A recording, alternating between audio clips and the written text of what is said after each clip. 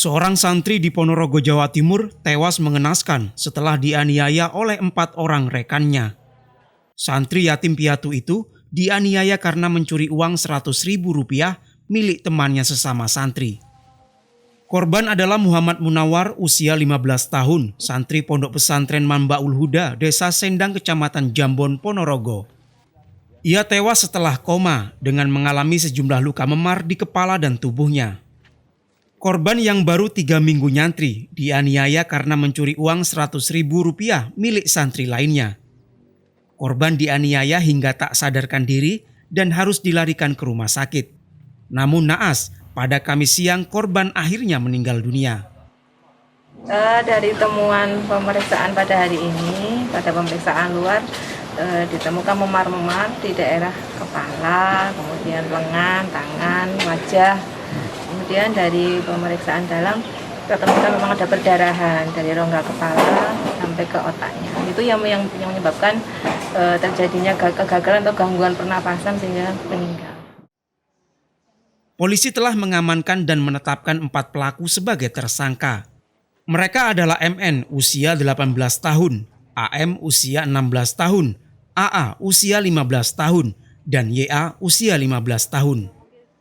Keempat pelaku ini karena merasa jengkel dengan pengakuan korban telah mencuri uangnya sesama santri, korban ditarik ke lantai atas ke ruang kelas, kemudian di sana korban mengalami penganiayaan. Ya, kemudian korban tidak sadarkan diri, kemudian oleh 2 orang pelaku ini dibawa ke rumah sakit untuk mendapatkan penanganan medis. Total penganiayaan berapa tersangkanya berarti? Untuk tersangka kita sudah mengamankan 1 pelaku dewasa dan 3 pelaku anak, usia anak. Pengasuh pondok pesantren meminta maaf atas kejadian itu dan berdalih peristiwa itu terjadi di luar kendali pengasuh. Ini sebagai pelajaran jangan sampai diulang lagi. Karena selama saya berdiri pondok pesantren 98 sampai sekarang, alhamdulillah tidak ada, cuma hari inilah merupakan. Ada kejadian ini, Pak? Iya, kejadian. Artinya tidak ada di kekerasan, artinya orang yang melanggar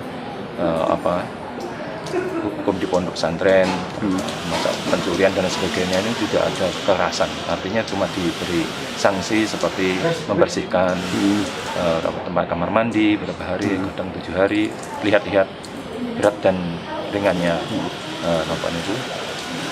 kesalahannya.